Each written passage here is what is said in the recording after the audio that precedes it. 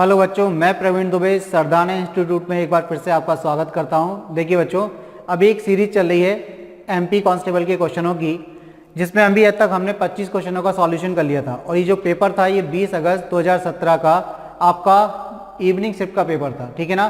तो 25 क्वेश्चन के बाद आज हम 26वें क्वेश्चन से शुरुआत करने जा रहे हैं। तो चलिए देखते हैं कि 26वां क्वेश्चन क्या पूछा गया था आपके पेपर में।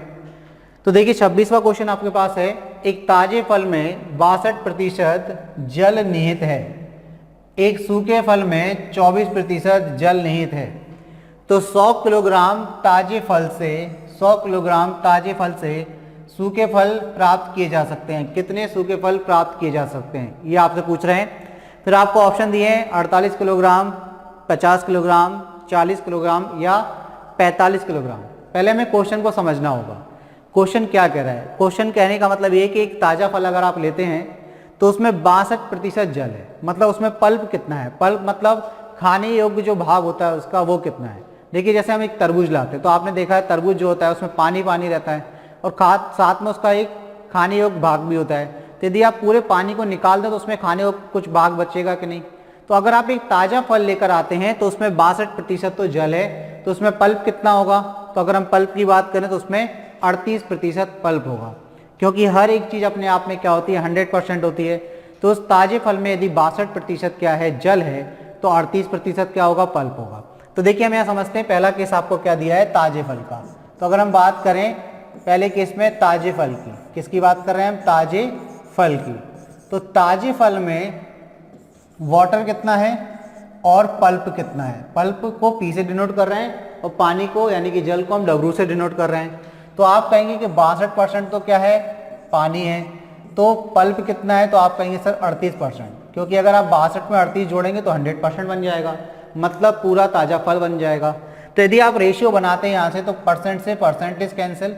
अब आप देखिए 2 से कट रहा है, 2 3 6, 2 एकम 2, और यहाँ पर कटेगा 2 एकम 2, 2 नाम 18। यानी कि हम कह सकते हैं कि ताजे फल में पल्प और वाटर या वाटर और पल्प का जो रेशियो है वो 31:19 है, यानी कि 31:19 का अनुपात है। अब ये बोल रहे हैं कि सूखे फल में, सेकंड केस क्या है आपका, सूखे फल में। अगली बात ये कर रहे हैं कि सूखे फल में, तो सूखे फल की अगर हम बात करें तो ये कह रहे हैं सूखे फल में जल कितना है, 24% निहित है। अब सूखे का मतलब क्या है, जैसे आप एक तरबूज लेकर आए और आपने मान के चलिए आज उसको नहीं खाया, कल भी नहीं खाया, परसों भी नहीं खाया, 3-4 दिन वो रखा रहा, तो उसमें पानी की मात्रा क्या हो जाएगी, कुछ कम हो जाएगी। अगर गर्मियों का दिन है तो काफ़ी ज़्यादा कम हो जाएगी। लेकिन आपका जो पल्प है, जो कल पल्प उसमें खाने योग्य भाग था वो तो कांस्टेंट रहेगा।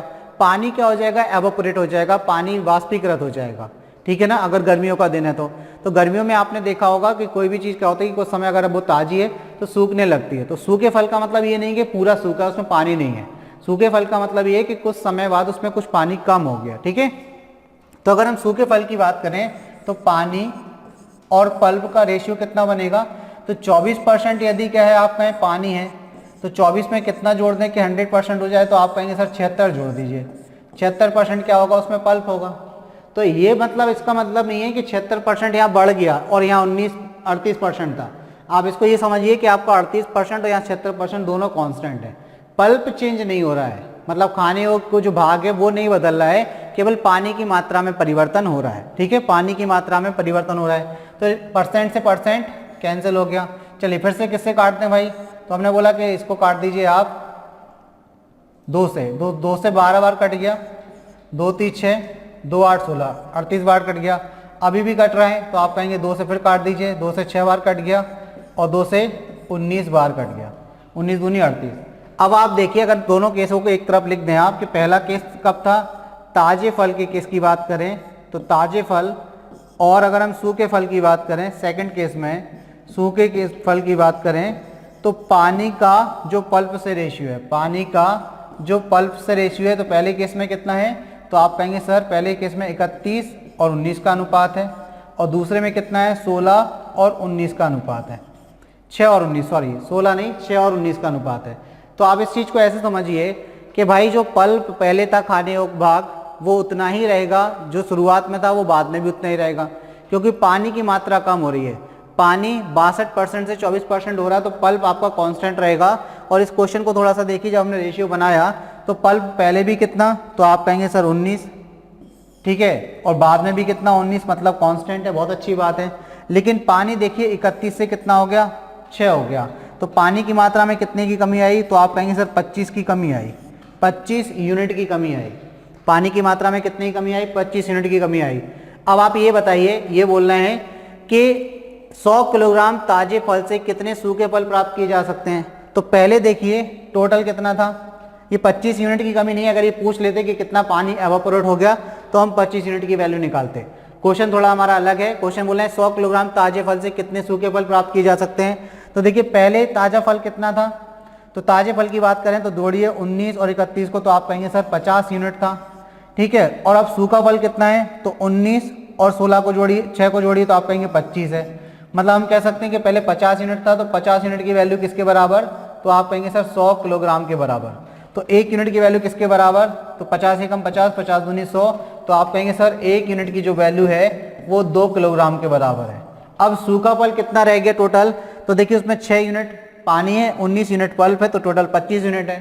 तो 25 यूनिट की वैल्यू कितनी, तो आप कहेंगे सर 25 यूनिट की वैल्यू निकालने के लिए दोनों तरफ 25 से मल्टीप्लाई कर दीजिए, तो आप कहेंगे 25 यूनिट की वैल्यू कितनी आ गई, 50 किलोग्राम। कितनी आ गई, 50 किलोग्राम। तो हम ये कह सकते हैं कि जो सूखा फल है, यानी कि 100 किलोग्राम ताजे फल से आप कितना सूखा फल, 50 किलोग्राम सूखा फल प्राप्त कर सकते हैं। तो हमारा ऑप्शन क्या हो जाएगा, तो आप कहेंगे सर ऑप्शन बी जो है वो हमारा आंसर हो जाएगा।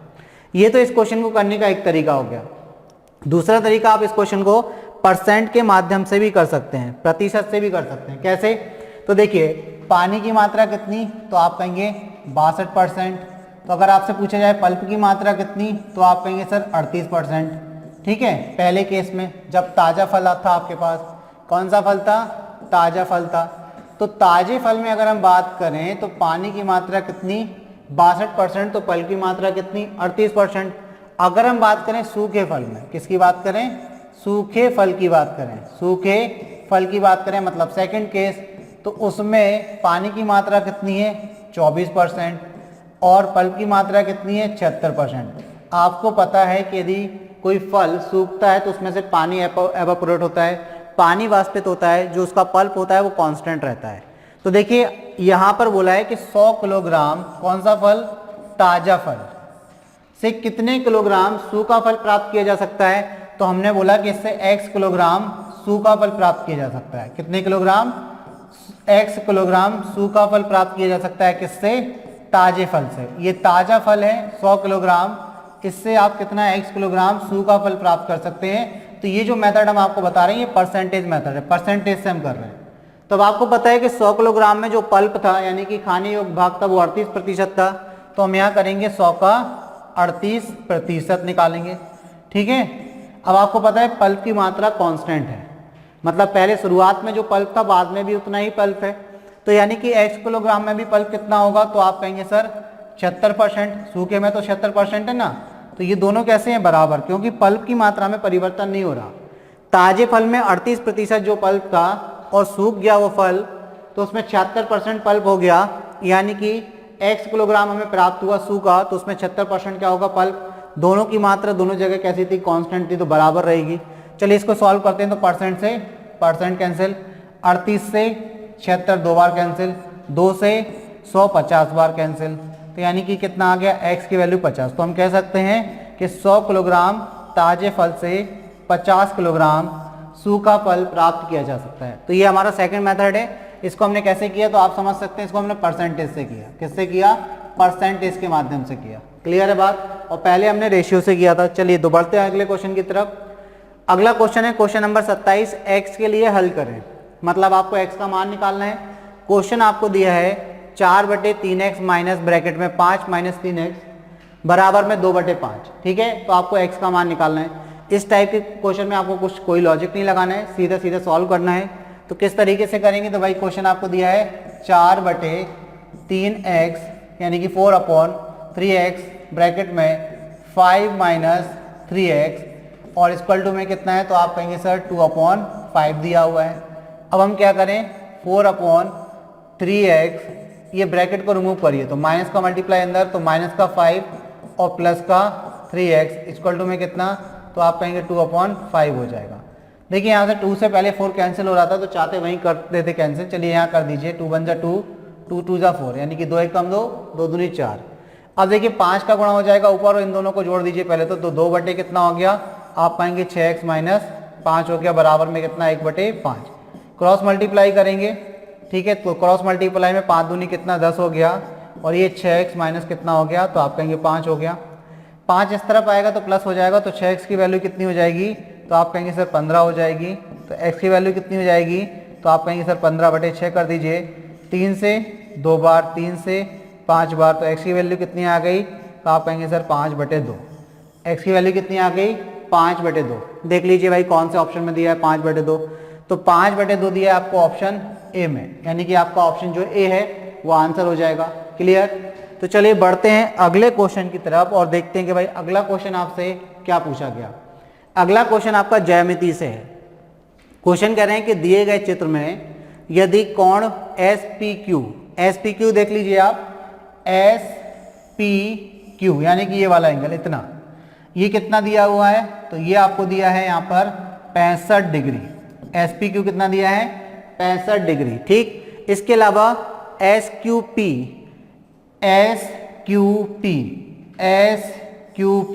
चलिए इसको दूसरे उससे मेंशन कर लें, थोड़ी सी आपको बात समझ में आ जाएगी। ये हो गया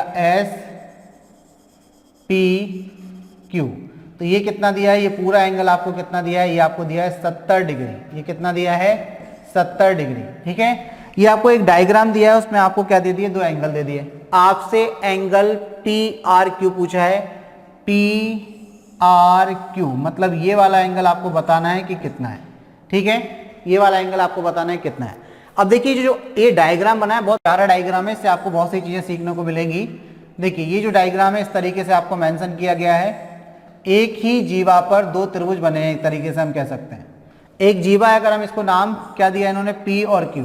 इस PQ जीवा पर एक त्रिभुज बना है PRQ और एक त्रिभुज बना है PSQ, 2 त्रिभुज बने हैं। ठीक है, अब सबसे पहले त्रिभुज को छोड़कर आप इस चीज को समझें कि एक ही जीवा द्वारा वृत्त की दीर्घ चाप में या लघु चाप में एक ही तरफ, ठीक है ना, एक ही जीवा द्वारा वृत्त की एक ही तरफ या एक ही चाप में, दीर्घ चाप या लघु चाप में बनने वाले कोण कैसे होते हैं, बराबर होते हैं। तो अगर हम देखें कि जो वृत्त की जीवा है वो एक ही तरफ, देखिए इस जीवा से इसी तरफ 2 कोण बन रहे हैं, एक ये वाला और एक ये वाला, तो ये दोनों जो कोण होंगे वो आपस में कैसे होंगे, बराबर। मान के चलिए अगर ये कोण और ये कोण कैसे होंगे, बराबर होंगे।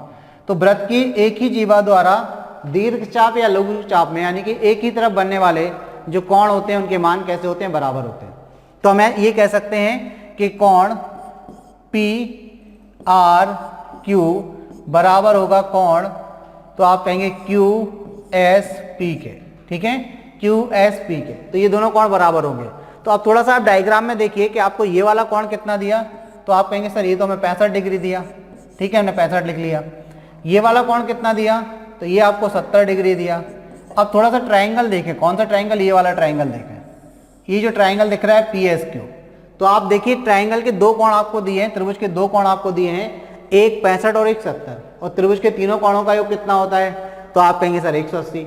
तो हमें पता है कि त्रिभुज के तीनों कोणों का योग यानी कि एंगल P कोण P प्लस कोण Q और प्लस कोण S बराबर कितना होगा, 180 होगा।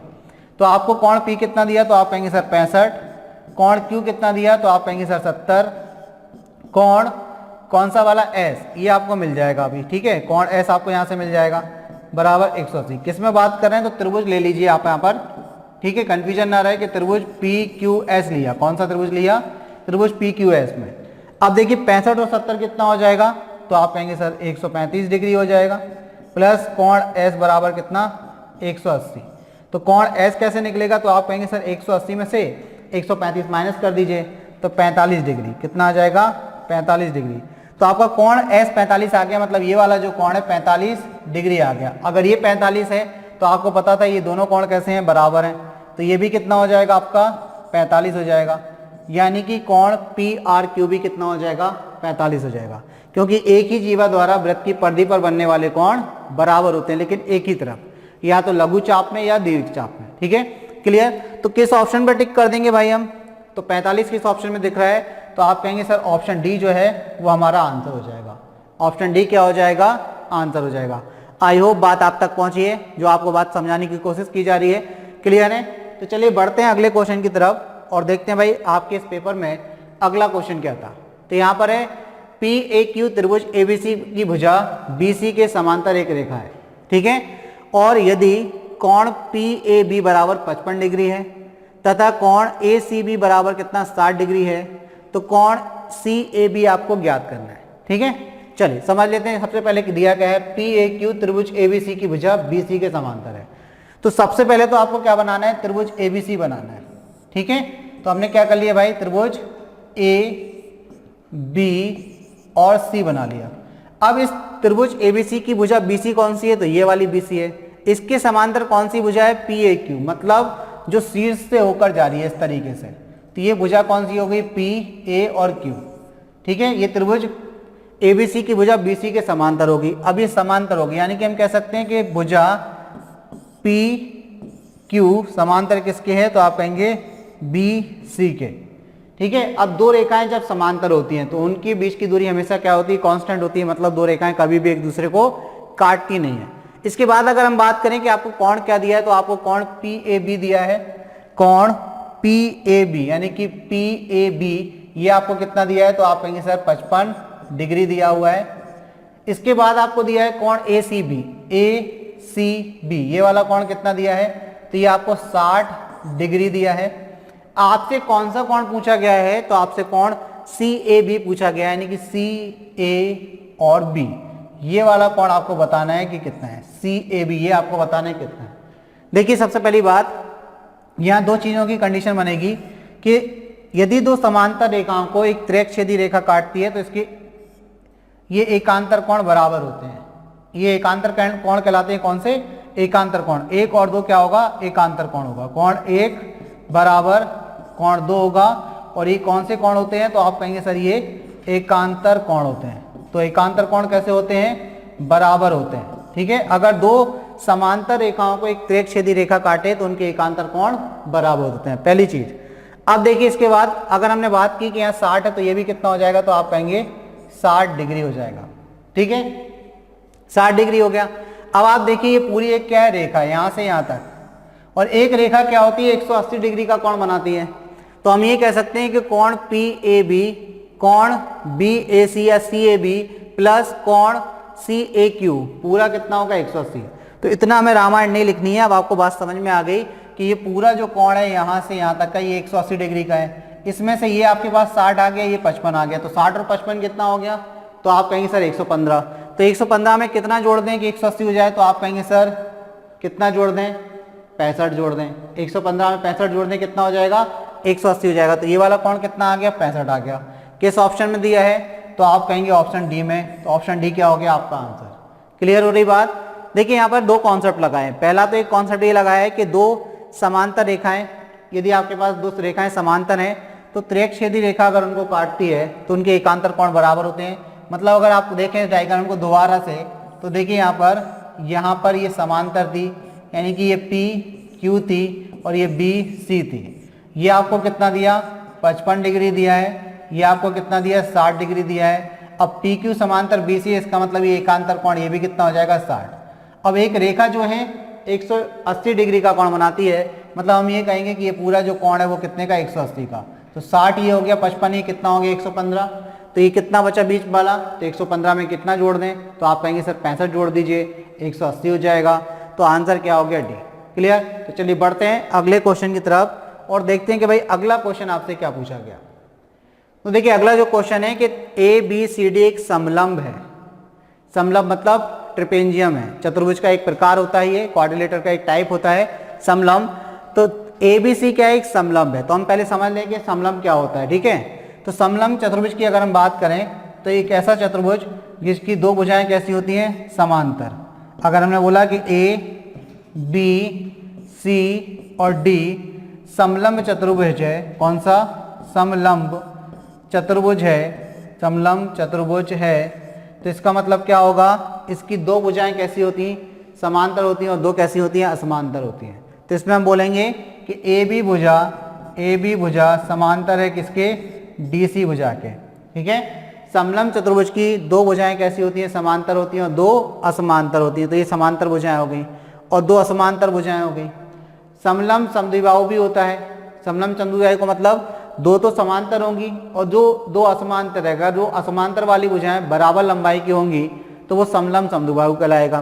ठीक है, तो यहाँ पर भी आपको देखिए इसी तरीके का डायग्राम बनाना है, क्योंकि ए बी समांतर डी सी है तो ये बन गया। डी सी बी सी पर अभिलंब है, डी सी बी सी पर क्या है, अभिलंबवत है। मतलब जो डी सी भुजा है ये बी सी भुजा पर लंबवत है, यानी कि 90 डिग्री का कोण बना रही है। तो ये डायग्राम थोड़ा सा चेंज होगा, ये इस तरीके से बनेगा। डी सी भुजा क्या है, डी सी पर अभिलंब है। तो ये डायग्राम इस तरीके से बनेगा आपका, कुछ इस टाइप का डायग्राम आपका रहेगा कि ये हो जाएगा आपका ए, ये हो जाएगा बी, ये हो जाएगा सी और ये हो जाएगा डी। तो डी सी क्या होगी, अभिलंब, यानी कि 90 डिग्री का कोण बना रही है। समलंब है तो यहाँ पर आपको दिया है कि ए बी किसके समांतर है, तो आप कहेंगे सर डी सी के समांतर ये दिया है। तो समलंब चतुर्भुज पहले हम समझ गए क्या होता है, एक ऐसा चतुर्भुज जिसकी दो भुजाएं समांतर होती हैं और दो असमांतर होती हैं। अगर असमांतर भुजाओं में से प्रत्येक की लंबाई बराबर हो जाए तो वो समलंब समद्विबाहु त्रिभुज कहलाता है। समलंब समद्विबाहु नहीं, सॉरी, समलंब समद्विबाहु चतुर्भुज कहलाता है। ठीक है, तो अब देखिए इसमें बात की हमने कि ए बी समांतर डी सी और साथ ही डी सी क्या है, बी सी पर अभिलंबवत है, मतलब 90 डिग्री का कोण बना रही है। तो ये 90 डिग्री का कोण हो गया यहाँ पर। इसके बाद यदि कोण डी ए बी, कोण डी ए बी की बात करें तो ये कितना दिया है आपको, तो आप कहेंगे सर ये 110 डिग्री दिया है। कोण डी ए बी आपको 110 दिया है। कोण A B C minus A D C आपको बताना है, यानी कि कोण ए बी सी माइनस कोण ए डी सी, ये आपको ज्ञात करना है। अब देखिए कहाँ है आपका ए बी सी, तो ए बी सी ये वाला, और ए डी सी कहाँ है, तो ए डी सी ये वाला। इनका अंतर आपको बताना है। मतलब अगर ये दो कोण आपने निकाल लिए तो अंतर तो आप बता ही सकते हैं। तो सबसे पहले देखिए आप इस चीज को समझिए कि ए बी समांतर क्या है, डी सी है। अब ए बी समांतर डी सी है, मतलब अगर दो रेखाएं समांतर होती है, जैसे ये ए बी हो गई और ये क्या हो गई, डी सी हो गई। अब दो रेखाएं जब समांतर होती हैं तो अभी हमने आपको बताया कि अगर उनको एक तिर्यकछेदी रेखा इस प्रकार से काटती है तो ये वाले जो कोण होते हैं ना, वो एक ही ओर के अंतःकोण होते हैं, एक ही ओर के अंतःकोण होते हैं, और इनका योग कितना होता है, तो आप कहेंगे सर 180 होता है। तो अगर ये वाला कोण 90 है तो ये भी कितना हो जाएगा, तो आप कहेंगे सर ये 90 हो जाएगा। ये वाला कोण 90 है तो ये भी कितना हो जाएगा, 90 हो जाएगा। अब देखिए 90 और 90 तो आप कहेंगे 180, और 10 तो आप कहेंगे सर 180 10, 110 कितना हो जाएगा, 290। तो ये वाला कितना बचेगा, 70, क्योंकि चतुर्भुज के, किसी भी चतुर्भुज के चारों कोणों का योग 360 होता है। किसी भी चतुर्भुज के चारों कोणों का योग कितना होता है, 360 होता है। तो अगर ये 90, ये 90, 180 हो गया, तो ये 110 और ये भी कितना होना चाहिए आपका, ये 70 होना चाहिए, तभी तो 180 होगा। तो 180 180 कितना हो जाएगा, 360। तो आप देखिए आपने एडीसी निकाल लिया, एडीसी कितना है, तो आप कहेंगे सर 70 है। और आपने कितना ए बी सी निकाल लिया, तो ये कितना है, 90 है। इनका अंतर कितना आ जाएगा, तो आप कहेंगे सर 20 डिग्री। तो आंसर आपका कितना हो गया, 20 डिग्री। काफी बेसिक क्वेश्चन था, क्लियर होगी बात। तो चलिए बढ़ते हैं अगले क्वेश्चन की तरफ। पहले ऑप्शन देख लें कौन सा, भाई ऑप्शन पे तो टिक ही नहीं किया। ऑप्शन सी जो है आपका आंसर हो जाएगा, ऑप्शन सी क्या हो जाएगा आपका आंसर। चलिए तो बढ़ते हैं अगले क्वेश्चन की तरफ, देखते हैं भाई कि अगला क्वेश्चन क्या है। क्वेश्चन नंबर 31, यहां पर लिखा है कि पी क्यू आर एस एक समांतर चतुर्भुज है। पी क्यू आर एस एक समांतर चतुर्भुज है। भुजा पी क्यू को बिंदु टी तक बढ़ाया गया। भुजा पी क्यू को बिंदु टी तक बढ़ाया गया यदि कोण क्यू आर एस बराबर 125 डिग्री हो तो कोण आर क्यू टी आपको ज्ञात करना है। ठीक है, पहले हम समझते हैं कि समांतर चतुर्भुज क्या होता है। तो देखिए ये भी एक क्या है, चतुर्भुज का प्रकार है। ठीक है, ये भी क्या है, एक चतुर्भुज का प्रकार है। तो समांतर चतुर्भुज क्या होता है, जिसकी विपरीत भुजाएं, एक ऐसा चतुर्भुज जिसकी विपरीत भुजाएं बराबर तथा कैसी होती हैं, समांतर होती हैं, उसको हम समांतर चतुर्भुज कहते हैं। एक ऐसा चतुर्भुज जिसकी विपरीत भुजाएं बराबर तथा समांतर होती हैं उसको हम समांतर चतुर्भुज कहते हैं। मतलब ये विपरीत भुजाएं कैसी हैं, इसकी बराबर भी हैं और साथ में कैसी हैं, ये समांतर भी हैं। तो हम कह सकते हैं कि ए बी बराबर किसके है, डी सी के, तथा ए बी समांतर किसके है, तो आप कहेंगे डी सी के। साथ ही ए डी बराबर किसके है, तो आप कहेंगे बी सी के, और साथ ही ए डी समांतर किसके है, तो आप कहेंगे बी सी के। तो समांतर चतुर्भुज में आपने एक खासियत देखी होगी कि जो कंडीशन आयत में होती है वही कंडीशन इसमें है। आयत में भी क्या होता है कि विपरीत भुजाएं बराबर और समांतर होती हैं, और इसमें भी यही कंडीशन है। बस फर्क क्या पड़ गया कि आयत का प्रत्येक कोण 90 डिग्री का होता है, जबकि इसका प्रत्येक कोण 90 डिग्री का नहीं होता है। मतलब यदि कोई आयत है तो उसके आप दो विपरीत कोण शीर्षों को पकड़ के उसको थोड़ा सा टिल्ट कर दें, थोड़ा सा घुमा दें, तो जब खींचने पर जो आकृति बनेगी ना, जैसे अगर ये आयत होता तो सीधा होता, कोने पकड़ के अगर आप थोड़ा सा खींच दें तो जो आकृति बनेगी वो समांतर चतुर्भुज है। तो ये हम कह सकते हैं कि ये आयत का ही एक रूप है। ठीक है, तो ये हो गया आपका क्या, समांतर चतुर्भुज। अब यहाँ पर बात कर रहे हैं कि भुजा पी क्यू को, अब चूंकि यहाँ पर पी क्यू की बोली हमने तो आपको समांतर चतुर्भुज ABCD में समझाया है, एक समांतर चतुर्भुज और बना लेते हैं। समांतर चतुर्भुज क्लियर हो गया। अब समांतर चतुर्भुज और बना लेते हैं। तो देखिए यहाँ पर हमने ले लिया एक समांतर चतुर्भुज, ठीक है, इसको नाम दे दिया PQRS। ये हमारा PQRS क्या हो गया, समांतर चतुर्भुज हो गया। ठीक है, अब इसमें बोल रहे हैं कि इसकी भुजा PQ को T तक बढ़ाया गया, तो P की भुजा को कहाँ तक बढ़ा दिया, T तक बढ़ा दिया। यदि कोण QRS, तो आप देखिए QRS मतलब ये वाला कोण, ये कितना दिया है, 125 डिग्री दिया है। तो आपको बताना है कोण RQT मतलब ये वाला कोण आपको ज्ञात करना है, ये वाला कोण आपको ज्ञात करना है। अब आपको पता है कि ये जो समांतर चतुर्भुज है इसकी एक भुजा इस तरीके से आई, ये वाली, T को आपने आगे तक बढ़ाया ये इस तरीके से। तो आप देखिए ये S और R है और ये P और Q है, तो PQ समांतर SR होगा। तो ये त्रियक भुजा का काम करेगी कि नहीं, ये वाली त्रियक छेदी रेखा जो होती है, त्रियक तिरछी काटती है, सिलेंडर जो लाइन होती है आपकी, है ना। तो ये RQ क्या होगी, आपकी त्रियक रेखा हो गई। तो इसके हिसाब से ये वाला कोण और ये वाला कोण कैसे होंगे, एकांतर कोण होंगे, यानी कि अल्टरनेट एंगल होंगे। और एकांतर कोण कैसे होते हैं, बराबर। अगर ये 125 है तो ये भी कितना होगा, 125 डिग्री होगा। तो हम कह सकते हैं आंसर कितना आ गया, 125 डिग्री।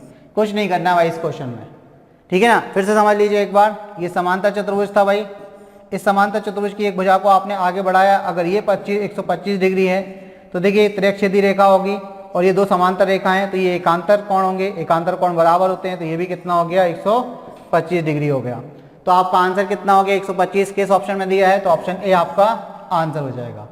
अब देखिए बात करते हैं समांतर चतुर्भुज की। हमने समझ लिया समांतर चतुर्भुज होता क्या है। अगर आपको समांतर चतुर्भुज की एक भुजा की लंबाई और उसकी संगत ऊंचाई दी हो तो उसका क्षेत्रफल आप निकाल सकते हैं। मान के चलिए ये भुजा आपको दी है और ऊंचाई उसकी संगत h है, तो इसका क्षेत्रफल क्या होता है। तो अगर आपका समांतर चतुर्भुज का क्षेत्रफल पूछा जाए तो आप कहेंगे b इंटू एच होता है, b इंटू एच समांतर चतुर्भुज का क्षेत्रफल होता है, यानी कि आधार और उसकी संगत ऊंचाई का गुणनफल ही समांतर चतुर्भुज का क्षेत्रफल कहलाता है।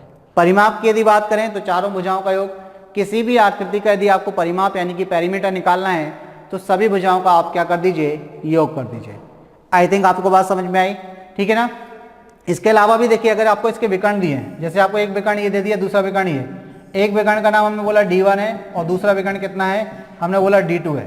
तो अगर आपको विकर्ण दिए हो तब क्षेत्रफल आपको निकालना हो तो क्षेत्रफल कैसे निकालेंगे, तो विकर्ण दिए हो तो क्षेत्रफल होता है 1/2 यानी कि 1/2 D1 into D2, 1/2 D1 into D2। यदि आपको क्या दिए हो, विकर्ण दिए हो तो 1/2 D1 इंटू D2 क्या होता है, आपका क्षेत्रफल होता है।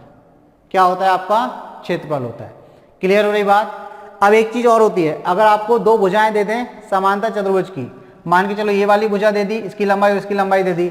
देखिए यहाँ पर देख लीजिए इस चीज को, देखिए हमने बोला कि एक समांतर चतुर्भुज ये वाला है आपके पास, ठीक है, इसको नाम दे दिया हमने A B C और D।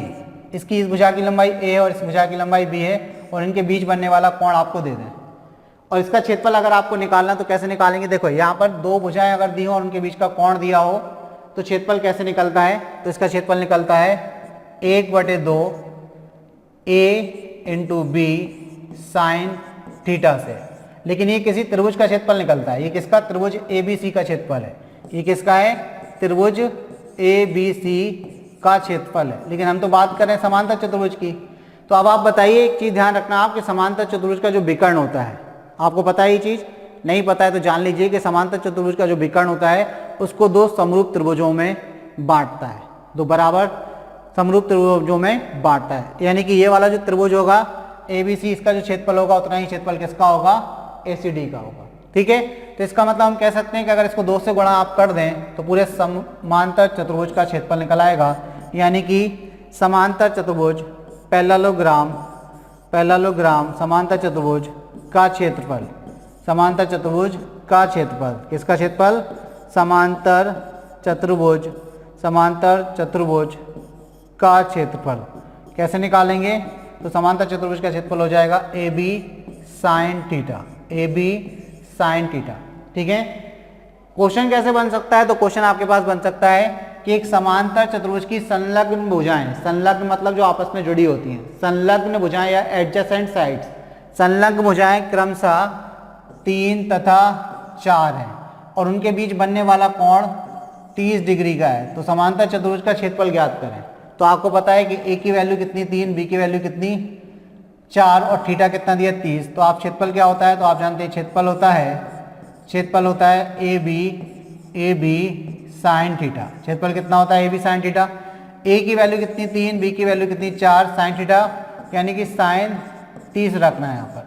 तो साइन 30 का मान आपको पता होना चाहिए। तो आप कहेंगे सर 3 × 4, साइन 30 का मान होता है 1/2, 2 से 4 कट जाएगा, 2 बार 2 3 6, ये आपका आंसर हो जाएगा। मतलब 2 भुजाएं आपको दी हैं और उनके बीच का कोण अगर आपको दिया हो तो क्षेत्रफल आप आसानी से निकाल सकते हैं। किसका? समांतर चतुर्भुज का क्या होता है? ए बी साइन थीटा होता है। क्लियर होगी बात क्लियर है? चलिए बहुत बढ़िया। अब आगे बढ़ते हैं अगले क्वेश्चन की तरफ और देखते हैं भाई अगला क्वेश्चन आपसे क्या पूछा गया। तो 15 सेंटीमीटर व्यास वाले कांच के एक गोलाकार गेंद को पिघलाकर, एक गोलाकार गेंद है।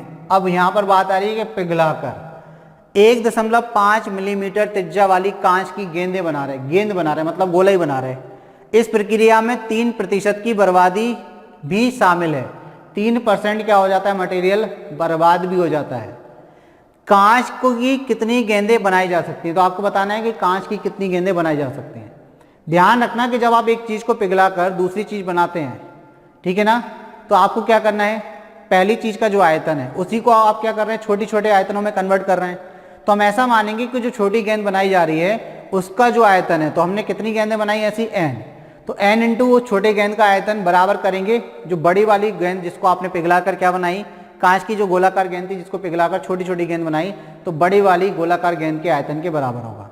क्योंकि आयतन ही क्या होता है? रूप लेता है। बड़े वाले रूप से वो छोटा छोटा रूप ले रहा है, यानी कि हमें गेंदों की संख्या कैसे निकालते हैं?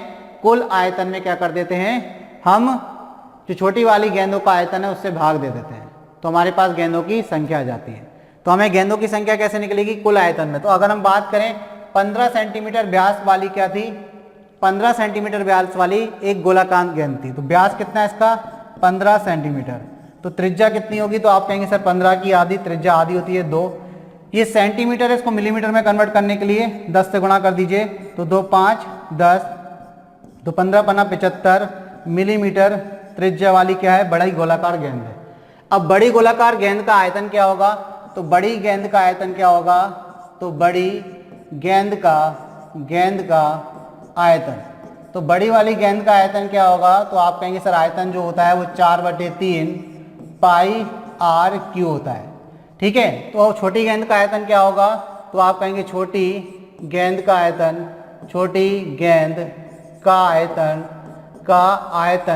तो बराबर होगा 4/3 पाई r1 क्यूब, उसकी त्रिज्या अलग होगी। तो ये r हो गई। r1 की वैल्यू आपको कितनी दी है? 1.5, ठीक है। तो अब आपको कुछ नहीं करना है, गेंदों की संख्या क्या करना है? गेंदों की संख्या। तो गेंदों की संख्या कैसे निकलेगी? तो बड़े वाले आयतन में यानी कि 4/3 पाई r क्यू में किससे भाग दे दीजिए? 4/3 पाई r1 के क्यू से भाग दे दीजिए। इससे ये कैंसिल हो गया। यहां पर आप क्या करेंगे? r की वैल्यू रखेंगे कितनी है? 75/3। और यहां पर क्या करेंगे? आप r1 की वैल्यू रखेंगे कितनी है? नहीं, अभी इसमें एक चीज और रह गई है। इसमें क्या चीज रह गई है? 3% की बर्बादी। तो यहां पर जो आपका बड़ा आयतन था इसका आपको 97% निकालना पड़ेगा। तो 97% जब आप निकालेंगे तो ऊपर 97 आएगा और नीचे कितना आएगा? 100 आएगा। परसेंट का साइन हटाएंगे। r1 की वैल्यू कितनी है? तो आप यहाँ पे करेंगे 1.5 की पावर 3, ठीक है। 1.5 की पावर 3। देखिए आप पॉइंट हटाएंगे तो नीचे 10 आएगा और 10 की घात 3 है तो ऊपर 1000 पहुंचेगा। और ऊपर कितना है? 75 × 75 × 75। और नीचे कितना है, तो आप कहेंगे sir 15 into 15 into 15, calculation easy करने के लिए। ऊपर जाएगा आपका कितना 1000, यहाँ पर 10 आएगा, 10 की घात 3000, और नीचे कितना है, तो आप कहेंगे 100, 100 से 100 कैंसिल हो गया, और यहाँ पर कितना है 97 मल्टीप्लाई में। अब आप देखिए 15 पना 75, 15 पना 75, 15 पना 75, पंचम 25, 125 इंटू क्या हो गया, तो आप कहेंगे सर 10, यानी कि ये हो गया, और 97 से मल्टीप्लाई कर दीजिए। तो आप 97 से जब मल्टीप्लाई करेंगे तो आपका आंसर आ जाएगा, ठीक है। इसमें मल्टीप्लाई और करना है, तो चलिए 97 से मल्टीप्लाई करते हैं, किसमें 125 से, 125 से मल्टीप्लाई करिए। कैसे करेंगे, तो देखिए 97 डबल जीरो लगा दीजिए, 25 सत्ते 175 की 5, हासिल में कितनी आएगी 17, 25 नम्मा, तो आप कहेंगे 225, 32 और 142, 142 की 142 यहाँ लिख लीजिए, तो कितना आ जाएगा, तो आप कहेंगे सर 5, और ये आपका हो जाएगा 2, और ये 11 की 1, हासिल में 1, तो 10, और इसके आगे कितना जीरो लगाना है 1, तो 101250, 101250 किस ऑप्शन में दिया है 101250। देखिए कैलकुलेशन में मिस्टेक हो गई है, इसमें करेक्शन कर लेना आप, आपका आंसर ए आएगा। आपका आंसर क्या आएगा, ए आएगा।